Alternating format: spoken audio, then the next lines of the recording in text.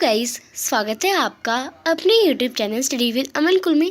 तो आज हम क्लास 10 के बच्चों के लिए सैम्पल पेपर आपका जो देखेंगे, हिंदी सब्जेक्ट का सैम्पल पेपर है। और हम खंड खा ऑलरेडी अपनी लास्ट वीडियो में कर चुके हैं। आज हम सेक्शन खंड खा करेंगे। मैं पार्ट में इसमें बता दूँ जिससे आप बोर ना हो और अच्छे से आपको समझ आ जाए। 2 पार्ट ही वीडियो की होगी। खंड का हम ऑलरेडी कर चुके हैं, आज हम खंड खा करेंगे, सेक्शन बी। तो सेक्शन भी ज़्यादा इंपॉर्टेंट होता है क्योंकि इसमें आपको ज़्यादा लिखना होता है। वो जो सेक्शन ए होता है वो आपका 40 नंबर का होता है और सेक्शन बी भी आपका 40 नंबर का होता है। बट वो सारा MCQ आपको टिक मार्क का क्वेश्चन है, बट यहाँ पे आपको लिखना होता है, तो इसलिए इम्पॉर्टेंट है। तो 11th क्वेश्चन है, 4 प्रश्न है पर आपको केवल 3 प्रश्नों के उत्तर करने हैं। मैं आपको चारों कराऊंगी या 25 से 30 शब्दों में, जिससे आपकी प्रैक्टिस हो जाए। आपको ये शब्द करने हैं। तो पहला प्रश्न है, सेनानी ना होते हुए चश्मे वाले को लोग कैप्टन क्यों कहते थे? तो सेनानी ना होते हुए भी लोग चश्मे वाले को कैप्टन इसलिए कहते थे क्योंकि चश्मे वाला नेताजी के प्रति अगाध श्रद्धा भाव रखता था। वह एक सच्चा देशभक्त था और अन्य देशभक्तों को सम्मान देता था। दूसरा प्रश्न है, खेती बाड़ी से जुड़े गृहस्थ बाल गोविंद भगत अपनी किन चारित्रिक विशेषताओं के कारण साधु कहलाते थे? तो जो बाल गोविंद भगत थे वो बेटा पतोहू से युक्त परिवार था उनका। खेतीबाड़ी और साफ सुथरा मकान रखने वाले गृहस्थ थे, फिर भी उनका आचरण साधुओं जैसा था। वह सदैव खरी बातें कहते थे। वह कभी भी झूठ नहीं बोलते थे, असत्य नहीं बोलते थे। वह व्यर्थ में किसी से झगड़ा नहीं करते थे। वह अत्यंत साधारण वेशभूषा में रहते थे, यानी वह एकदम सिंपल कपड़े पहनते थे। और अपनी उपज यानी कबीर पंथी मठ पर अब चढ़ावे के रूप में बैठे देते थे। वहाँ से जो भी उनकी कमाई वमाई होती वो कबीर पंथी के चढ़ावे में देते थे। वहाँ से जो कुछ प्रसाद मिलता उसी से वह परिवार का निवारण करते थे। इस प्रकार से वह व्यवहार के कारण लोग उन्हें साधु कहते थे। तीसरा प्रश्न है, लेखक अपनी आदत के अनुसार नवाब साहब के विषय में क्या सोचने लगा? तो लेखक अपनी आदत के अनुसार नवाब साहब की असुविधा और संकोच के कारण उनके बारे में सोचने लगा। उसने सोचा कि नवाब साहब ने एकदम अकेले यात्रा करने का अनुमान लगाते हुए 2nd क्लास का टिकट लिया होगा। अकेले यात्रा का समय काटने के लिए खीरे खरीदे होंगे, परंतु अब लेखक जैसे भद्र व्यक्ति के सामने खीरा खाने में उन्हें संकोच हो रहा है। चौथा प्रश्न है, उस्ताद बिस्मिल्लाह खान के लिए इस धरती पर सबसे बड़ी जन्नत कहाँ पर है? तो काशी है उनके लिए। तो उस्ताद बिस्मिल्लाह खान इस धरती पर शहनाई और काशी से बढ़कर कोई जन्नत नहीं है। उन्हें काशी से बहुत लगाव है। वह काशी जहाँ गंगा मैया है, बाबा विश्वनाथ है, बालाजी मंदिर, वह उन्हें कभी भी छोड़कर नहीं जाना चाहते। उनका मानना है कि जिस ज़मीन में उन्हें तालीम दी है, जहाँ उन्हें अदब मिला, उससे बढ़कर उनके लिए कोई और अलग स्थान नहीं है। 12वां जो प्रश्न है, इसमें आपको 3 प्रश्न दिए जाएंगे पर आपको केवल 4 प्रश्न ही दिए जाएंगे पर आपको केवल 3 ही प्रश्न करने हैं 25 से 30 शब्दों में, और ये आपके पोएम के क्वेश्चन हो जाएंगे। सबसे पहला क्वेश्चन है, भाव स्पष्ट कीजिए। रूपांतर है सूरज की किरणों का, सिमटा हुआ संकोच है हवा की तिरकन का। तो इसमें है जो कवि है वो कहना चाहते हैं कि फसलों का कोई अपना अस्तित्व नहीं होता। सूर्य की किरणों के रूपांतर के फलस्वरूप ही फसल अस्तित्व में आते हैं। आशय यह है कि फसल सूर्य की ऊष्मा हवा प्राप्त करके लहराती है, जिसमें किसान की मेहनत भी छुपी रहती है। दूसरा प्रश्न है, राम लक्ष्मण परशुराम संवाद पाठ के रचयिता कौन है और ये किस ग्रंथ से लिया गया और इस पाठ का प्रतिपाद्य क्या है? तो जो राम लक्ष्मण परशुराम संवाद है, इसका रचयिता तुलसीदास जी है और ये रामचरितमानस ग्रंथ से लिया है। और इस ग्रंथ में श्री राम के जीवन में सुंदर आदर्श झांकी प्रस्तुत की गई है। तीसरा प्रश्न है, अट नहीं रही है कविता के अनुसार प्रकृति की शोभा का वर्णन कीजिए।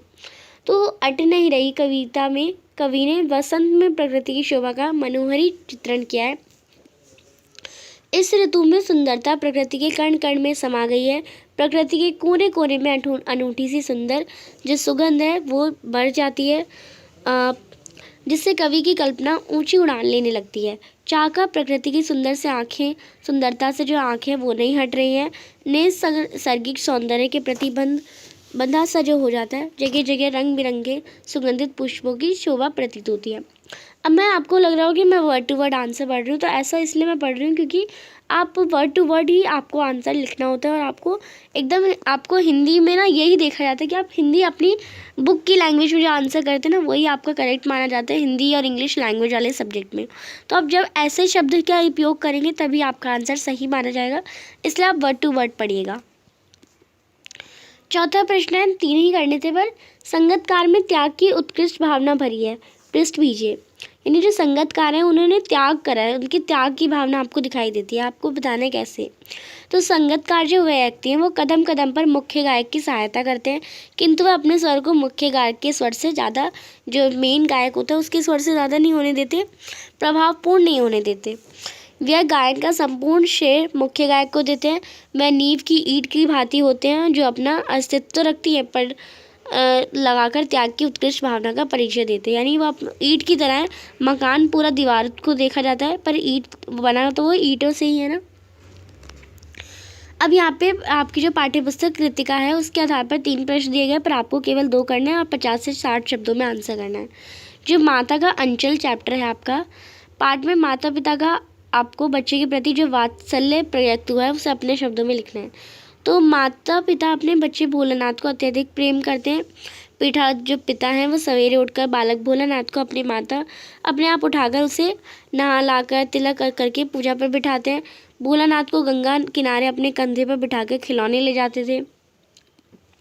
कभी कभी उसको रिझाने के लिए उसके साथ कुश्ती भी करते।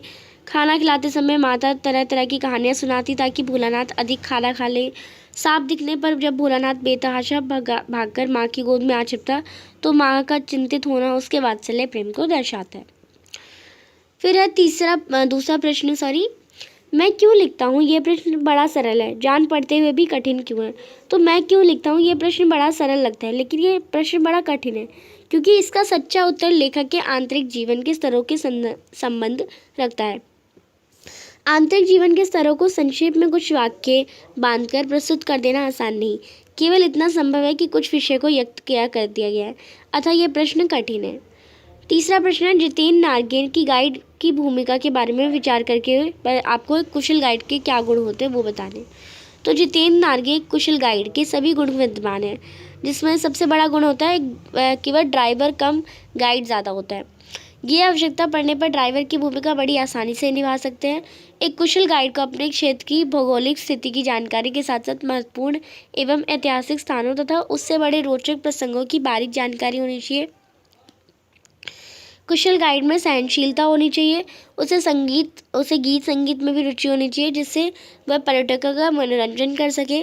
कुशल गाइड में जो मानवीय संवेदनाओं को समझने की शक्ति और वाक्चातुर्य होने का गुण भी होना चाहिए। वह अपने अपनत्व की भावना होनी चाहिए और एक कुशल गाइड का मृदुभाषी होना भी अत्यंत आवश्यक है। अब यहाँ पे आपके प्रश्नोत्तर खत्म होते हैं। 14 क्वेश्चन आपका अनुच्छेद लिखना है 120 शब्दों में। 3 विषय दिए जाएंगे पर आपको केवल मैं अभी आपको तीनों विषय पर करवाऊंगी। बस्ते का बढ़ता बोझ, आपको इस पर लिखना है। पाठ्य पुस्तक में पुस्तकों की बढ़ती संख्या, गृह कार्य, कक्षा का कार्य, नियंत्रण आवश्यक है, बाजार द्वारा लूटा का रूप। आपको ये चारों चीज़ें इसके अंदर आ रही है पर ये मेंशन नहीं करनी कि आप इसके बारे में लिख रहे हैं। आपको पैराग्राफ के अंदर ही ऐसा बता देना है कि इसके बारे में भी आ जाए, उसे ही हम अनुच्छेद कहते हैं और 120 शब्दों में लिखना है। तो बस्ते का बढ़ता बोझ आप लिखेंगे। आपकी जो स्टार्टिंग की लाइन होती है और एंडिंग की लाइन वही आकर्षित होनी चाहिए। आज पाठ्यक्रम से कुछ तो निर्धारित पाठ्य पुस्तकों की संख्या बढ़ रही है तो कुछ सहायक पुस्तकों की, इससे बच्चों की बस्ते का बोझ बढ़ता ही जा रहा है। पुस्तकों को आकर्षक बनाने के लिए मोटे कागजों का प्रयोग किया जाता है। इनके ऊपर यदि मोटी बाइंडिंग करा दी जाए तो पुस्तकों का वजन और भी बढ़ जाता है।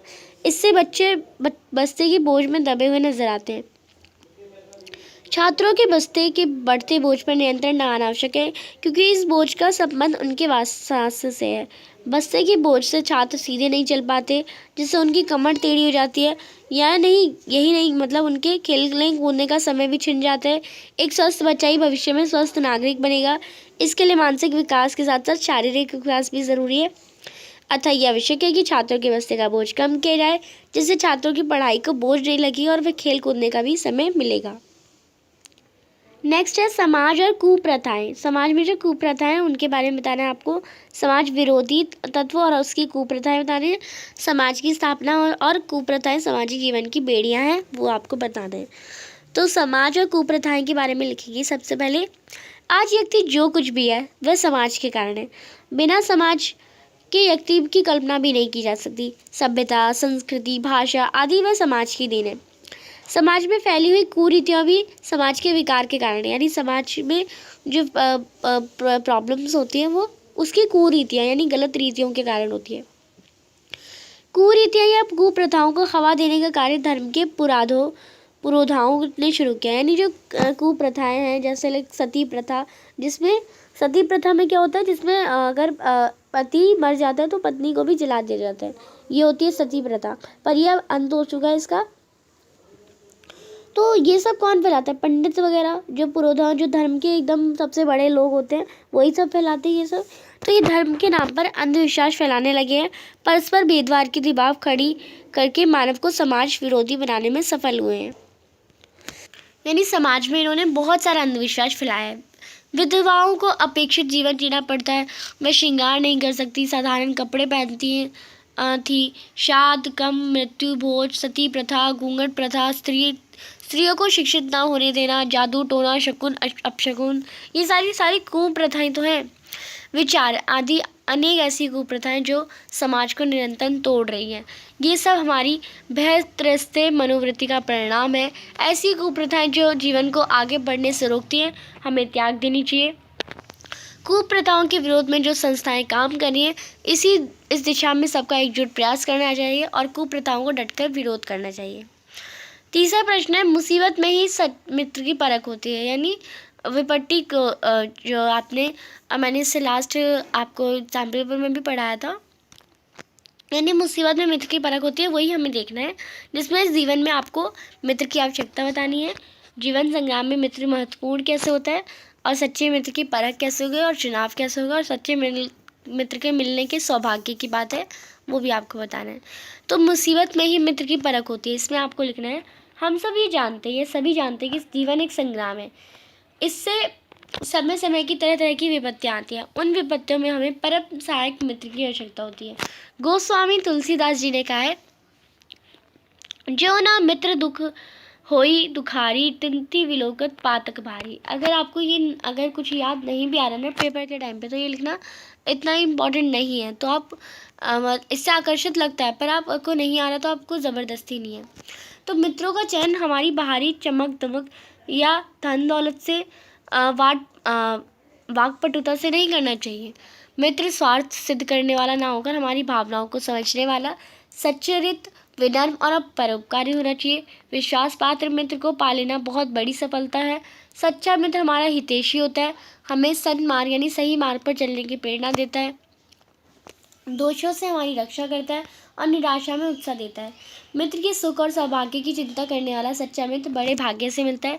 किसी ने ठीक ही कहा है, सच्चा प्रेम दुर्लभ है, सच्ची मित्रता उससे भी दुर्लभ है। यानी सच्चा प्रेम मिलना तो बहुत मुश्किल की बात है, पर सच्चा मित्र मिलना उससे भी मुश्किल की बात है। 15 क्वेश्चन है, आपको पत्र लिखना है, जो कि आपको ये पत्र औपचारिक पत्र और ये नीचे वाला आपका अनौपचारिक पत्र है। तो सबसे पहले हम औपचारिक पत्र देखते हैं। क्वेश्चन है, आप नरेला नई बस्ती के ही सचिव हैं, कन्या भ्रूण हत्या नारी समगरिमा पर प्रहार है। इस बात की ओर संकेत करते हुए आपको स्थानीय अस्पताल के मुख्य स्वास्थ्य अधिकारी का ध्यान आकर्षित करते हुए कड़े कदम उठाने का निवेदन करते हुए आपको लगभग 100 शब्दों में पत्र लिखना है। तो आप लिखेंगे, जो कन्या भ्रूण हत्या यानी जो लड़की गर्ल पैदा होती है तो उसकी हत्या कर देते हैं, उसके बारे में आपको लिखना है। प्रेषक परीक्षा भवन, और आप सत्यवादी चिकित्सालय लिखेंगे, नरेला नई बस्ती, दिल्ली मान्यवर। फिर यहाँ लिखेंगे आप, मैं नरेला निवासी आपका पिछले कुछ समय से कन्या भ्रूण हत्या में हो रही वृद्धि की ओर दिलाना चाहता हूँ। भारत में एक समस्या एक विकराल रूप धारण कर चुकी है, जो नारी गरिमा पर एक प्रहार है।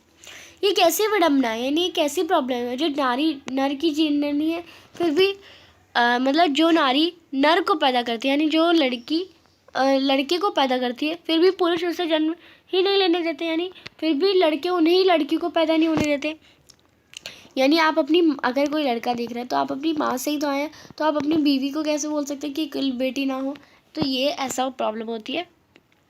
तो एक तरफ धार्मिक रूप से हम नारी की दुर्गा के रूप में पूजा तो करते हैं और दूसरी तरफ हम उसे घर में मार देते हैं। यानी हम ना पूजा करते हैं तो कन्या खिलाते हैं, तो कन्या में क्या दुर्गा माता की पूजा करते हैं, लक्ष्मी माता को बुलाते हैं घर में, पर दूसरी तरफ हम क्या कर रहे हैं, अपने पेट में ही एक लड़की को मार दे रहे हैं।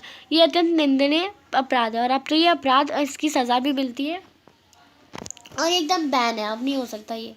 एक जागरूक नागरिक होने के नाते मैं आपसे अनुरोध करता हूँ कि इस अपराध को रोकने के लिए कड़े से कड़े कदम उठाएं, लोगों को जागरूक भी किया जाए। हम आपके सहयोग से हमेशा तत्पर रहेंगे। भवदेव सचिव, निर्मला अवस्थी, दिल्ली, और फ़ोन नंबर आप लिख देंगे। और अगर आपको ये नहीं करना, आपको दूसरा वाला करना है कि आप नितिन या नित्य हैं, आपके मित्र विद्यालय की ओर विदेश जाने के लिए चुना गया है। मित्र को बधाई देते हुए आपको शुभकामनाएं देनी है और उन्हें प्रतियोगिता की तैयारी जी जान से करने के लिए प्रोत्साहित भी करना है। तो आप ऐसे लिख सकते हैं, परीक्षा भवन दिल्ली, एड्रेस लिख लेंगे, डेट लिखेंगे और प्रियमित अतुल, अतुल को लिख रहे हैं, सादर नमस्कार करेंगे। कल ही तुम्हारा पत्र प्राप्त हुआ, पढ़कर अति प्रसन्नता हुई कि विद्यालय की ओर से तुम विदेश जाने के लिए चुने गए। इस बात को पढ़कर मुझे बहुत खुशी हुई जिसका वर्णन शब्दों में नहीं हो सकता। मित्र, मैं प्रारंभ से कहता हूँ कि मेहनत कभी व्यर्थ नहीं जाती, यानी मेहनत कभी भी खाली नहीं जाती। तुमने जी जान से पढ़ाई की थी तथा अन्य गतिविधियों में भी अपना पूर्ण समय दिया था। तुम्हारी मेहनत रंग लाई और तुम्हें विदेश जाने के लिए चुन लिया गया। अतुल, इस खुशी को प्राप्त करके आगे मेहनत करना मत भूलना, यानी इस खुशी को अपना घमंड मत बनाना। आगे भी तुम्हें मेहनत करनी है, आगे भी सभी प्रतियोगिताएं में तुम्हें सफलता प्राप्त करने हेतु अथक परिश्रम करने की आवश्यकता है। तुम्हारी मेहनत विश्वास तुम्हें हर क्षेत्र में सफलता देगी। शेष सब कुशल है, माता पिता को चरण स्पर्श कहना। तुम्हारे प्रिय मित्र मैं नितिन। तो यहाँ पे आपने पत्र लिखा। नेक्स्ट क्वेश्चन हमें दे रखा है, आप सर्वोदय बाल, यहाँ पे आपको या तो स्ववृत्त लिखना है या फिर आपको ईमेल लिखना है। तो सबसे पहले हम स्ववृत्त देखते हैं। आप सर्वोदय बाल विद्यालय गौल मार्केट दिल्ली में हिंदी विषय पीजीटी का पद रिक्त है, यानी इस विद्यालय में हिंदी विषय का पीजीटी यानी पोस्ट ग्रेजुएशन टीचर का पद खाली है, आपको यहाँ पे रिक्त यानी खाली है, जिसके लिए आप पूर्ण योग्य हैं, यानी आप इसके जॉब में अप्लाई कर सकते हैं। आपको विज्ञापन के अनुसार, यानी आपको टीवी, अब विज्ञापन पढ़ के ये मत समझ लीजिएगा कि आपको विज्ञापन लिखना है। आपको विज्ञापन यानी न्यूज़पेपर के अनुसार अपनी योग्यता का विवरण प्रस्तुत करते हुए शिक्षा निदेशक को आपको पत्र लिखना है, यानी स्ववृत्त लिखना है। तो स्ववृत्त पत्र की तरह होता है, स्टार्टिंग में आपको सेवा में शिक्षा निदेशक को लिखना है और शिक्षा निदेशालय, एड्रेस जहाँ पे है वो डालेंगे। विषय क्या है, पीजीटी पद, हिंदी पद के लिए आवेदन पत्र। छोटी छोटी सी बात है, आप आवेदन पत्र लिखेंगे यानी आप उसके लिए योग्य हैं तभी आप लिख रहे हैं। यानी मुझे ज्ञात हुआ है कि सर्वोदय बाल विद्यालय गौल मार्केट में हिंदी पीजीटी का पद रिक्त है, मैं इस पद के लिए उचित योग्यता रखता हूँ, अतः श्रीमान से निवेदन करना चाहता हूँ कि मुझे सर्वोदय बाल विद्यालय गोल मार्केट में बतौर हिंदी प्रवक्ता के पद पर नियुक्ति करने की कृपा करें। मेरा स्ववृत्त आवेदन पत्र के साथ संलग्न है, यानी इस आवेदन पत्र के साथ ये मेरा स्ववृत्त। नाम लिखते हैं, पिता का नाम लिखते हैं, माता का नाम लिखते हैं, जन्म तिथि लिखते हैं, वर्तमान पता और स्थायी पता भी लिखते हैं, दूरभाष यानी नंबर, मोबाइल नंबर और ईमेल एड्रेस अपना लिखते हैं और आपकी कितनी योग्यता है वो लिखते हैं। जैसे 10वीं मैंने 2006 में सीबीएसई बोर्ड से 72% से करी थी, 12वीं मैंने 2008 में सीबीएसई बोर्ड से 86% में करी, ग्रेजुएशन मैंने दिल्ली यूनिवर्सिटी से हिंदी में करी 69%, बीएड मैंने दिल्ली यूनिवर्सिटी से 2012 में हिंदी 93 से करी, परास्नातक यानी पोस्ट ग्रेजुएशन मैंने 2014 में डीयू से करा हिंदी विषय में 79% से, और अन्य योग्यता कंप्यूटर में 1 वर्ष का डिप्लोमा है और हिंदी, अंग्रेज़ी, जर्मनी, स्पेनिश भाषा की जानकारी है और योगा के क्षेत्र में 6 महीने का परीक्षण है। धन्यवाद और भवदेव और आप सुरेश ठाकुर ये लिख लीजिए। यहाँ पे आपका स्ववृत्त कंप्लीट होता है। ऐसे स्ववृत्त लिखते हैं। अगर आपको स्ववृत्त नहीं लिखना है, अगर आपको लॉन्ग लगता है तो आप ईमेल लिख सकते हैं। ईमेल में आप कैसे लिखेंगे, आप नैतिक या निष्ठा है, आपको जो नाम दे देते हैं आपको वही यूज़ करने होते हैं। आप अशोकनगर में सफाई व्यवस्था चरमराई हुई है, सफाई कर्मचारी अक्सर अनुपस्थित रहते हैं। नगर निगम अधिकारी को आपको इसे बताते हुए 80 शब्दों में ईमेल लिखना है। तो ईमेल में सबसे पहले फ्रॉम आता है, यानी आप किससे, आप कहाँ से भेज रहे हैं। तो जस्ट लाइक मैंने यहाँ पे अपना ईमेल एड्रेस लिख देती हूँ। ये आप मेरा ईमेल नहीं है वैसे, AG789 कुछ भी लिख देते हैं @gmail.com। ये आप में सबसे पहले आपको अपना लिखना होता है। अपना ईमेल एड्रेस लिखना होता है और ये ऐसे लिखा रहता है, कुछ भी लिख दो स्टार्टिंग में और फिर आगे gmail.com लगा दो @ लिख के, जस्ट लाइक ऐसे लिखा है। और यानी यहाँ पे हम इससे जा रहा है और किसको जा रहा है, नगर निगम को gmail.com। CC आप हेल्प डेस्क को, यानी CC क्या होता है, कार्बन कॉपी। इसी पूरे ईमेल की आपकी कार्बन कॉपी लिखना ज़रूरी भी नहीं है और आपकी मर्ज़ी है, लिखना चाहते तो लिख सकते हैं। सब्जेक्ट क्या है, मोहल्ले की सफाई के संबंध में ये पत्र ईमेल है, नॉट पत्र, ईमेल है ये। आप ऐसे लिखेंगे, माननीय महोदय, इस ईमेल के माध्यम से मैं आपका ध्यान अपने क्षेत्र अशोकनगर की ओर आकर्षित करना चाहती हूँ। मैं इस क्षेत्र में, बाकी पूरी बॉडी आपकी ईमेल पत्र की तरह ही होगी और ये ज़्यादा बड़ा नहीं होगा, लगभग ये हमारा 30 से 40 शब्दों में ख़त्म हो जाएगा। तो आगे आप लिखेंगे, आपकी विभाग से भेजे हुए जा चुके हैं परंतु शायद संबंधित अधिकारियों ने उस पर ध्यान नहीं दिया। इस क्षेत्र में सफाई कर्मचारी अपने कर्तव्य का पालन नहीं कर रहे। स्थान स्थान पर कूड़े के ढेर लगे हैं। 15 दिन से सफाई कर्मचारी नहीं आए हैं। जो मोहल्ले का वातावरण है वो अत्यंत दूषित हो गया है। चारों ओर मच्छर मक्खियों का साम्राज्य पनप रहा है। दुर्गंध में उठना बैठना खाना पीना सब दुश्वार हो गया है। सड़कों नालियों का पानी आ रहा है जिससे आने जाने में भी अब असुविधा हो रही है। यदि अब सफाई नहीं हुई तो महामारी फैलने की आशंका है। अतः आपसे प्रार्थना है कि जल्द से जल्द सफाई कर्मचारी भेजने का प्रबंध करें। इसके लिए हम आपके सदा आभारी रहेंगे। भवदे निष्ठा, जो कि लड़की है, और आप अपना एड्रेस लिख देंगे। नेक्स्ट हमें दे रखा है, आपकी बड़ी बहन ने गर्मी की छुट्टियों में नृत्य सिखाने का संस्थान कृतक केंद्र खोला है। आपको प्रचार प्रसार करना है, इसका आपको विज्ञापन तैयार करना है, यानी 60 शब्दों में। तो कथक केंद्र, यानी यहाँ पे कथक सिखा रही हूँ। खुशखबरी खुशखबरी खुशखबरी बॉक्स के अंदर बनाएंगे। पहली बार आपके शहर में बच्चों की प्रतिभा को उभारने का अवसर, कथक केंद्र, कुछ इस टाइप हम लेते हैं ना जब एडवर्टाइजमेंट करते हैं। भारतीय कला केंद्र द्वारा मान्यता प्राप्त, अनुभवी प्रशिक्षणों द्वारा परिक्षण, ग्रीष्मकाल का सदुपयोग कीजिए। आपकी सुविधा के अनुसार बेंच उपलब्ध, बालिकाओं के लिए महिला परिक्षण की व्यवस्था। एड्रेस लिख देंगे, मोबाइल नंबर। पहले 10 लोगों के लिए 5% की अतिरिक्त छूट, कम फीस, ये सब हम लिख सकते हैं। हम एक, क्योंकि विज्ञापन तैयार करें, एक एडवर्टाइजमेंट तैयार कर रहे हैं। अगर आपको विज्ञापन नहीं लिखना है तो आप संदेश लिख सकते हैं। संदेश में क्या होता है, संदेश आपका बहुत कम शब्दों में जो हम कुछ बात कहते हैं, यानी आपको मित्र को जन्मदिन की बधाई देनी है तो ज़्यादा से ज़्यादा आप क्या लिखेंगे, मित्र के जन्मदिन की। तो हम किसी को बर्थडे विश करते हैं तो happy birthday, wish a very happy birthday, और स्टे ब्लेस्ड, और तुम जियो 4 साल, कुछ इस टाइप भी लिखते हैं ना। तो ज़्यादा तो हम लिखते नहीं है, तो संदेश भी ना ज़्यादा शब्दों में नहीं लिखा जाता। अगर, और संदेश कैसे होते हैं हमारे, अगर कोई मर जाता है और उसके याद में आने के लिए, यानी आपको बुलाया जाता है तो उसे संदेश कहा जाता है। तो ये बॉक्स के अंदर लिखा जाता है। सबसे पहले डेट और इधर टाइप लिखा जाता है। और किसको लिख रहे हैं, प्रिय तनिष्क को लिख रहे हैं। जन्मदिन की ढेर सारी बधाई, तुम जियो हज़ारों साल, तुम्हारे दिन हो 50,000, कुछ इस टाइप। आजकल कोरोना के चक्कर में घर से बाहर नहीं जा सकता, इसलिए संदेश भेज रहा हूँ, वरना तुम्हारे घर आकर धूम मचाते, पार्टी करते। तुम भी घर पर ही रहकर कुछ अच्छे से परिवार के साथ समय व्यतीत करना, पार्टी करना। पार्टी के छायाचित्र यानी फ़ोटो मुझे भेजना मत भूलना।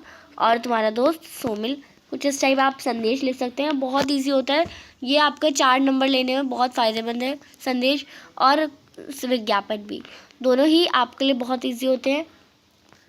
जो आप बताइएगा मुझे कमेंट सेक्शन में कि आप क्या करते हैं, आप संदेश करते हैं या आप विज्ञापन करते हैं।